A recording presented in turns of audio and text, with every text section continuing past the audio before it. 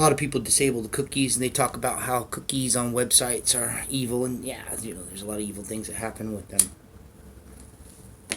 But I've been using Google services, and I know Google is evil. They're probably tied to the Antichrist, whatever. The internet, though, this thing watches everything you do.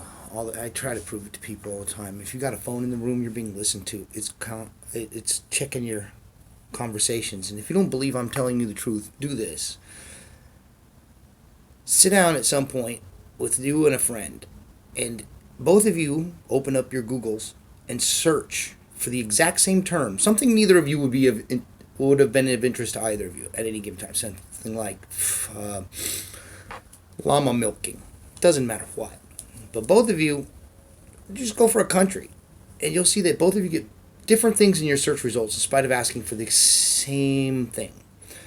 So how come it's giving each of you different information?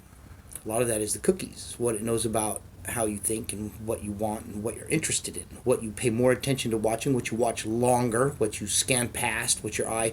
Actually, if you've got the iPhones, it's got a body scanner on it. It's reading your heart rate. It knows what excites you. So it's going to show you things that will intentionally excite you.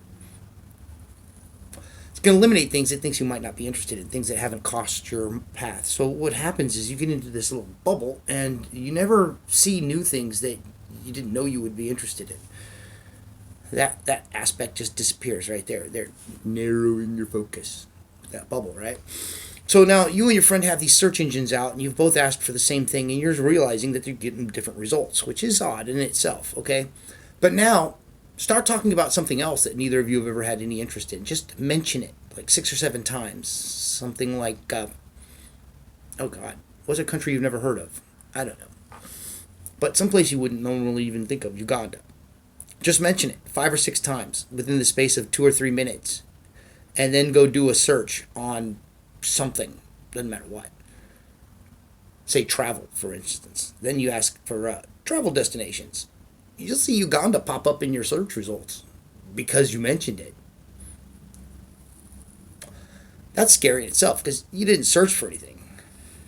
You didn't open the computer up. You didn't ask it anything about Uganda, but you can find it pop up. Things of this nature, and you can do it with all manner. Change the program. The formula is the same. If you just mention something within the presence of your phones prior to searching for it, you'll see things related to it pop into the search results, which is not cool. Because a lot of you don't believe your phone listens to you. If you're anywhere near one, it's listening to you and all the other conversations going on around you at the same time. People think that sounds conspiracy-like, but I'm telling you right now that the conspiracy in all this is that you don't believe it's true. You check this.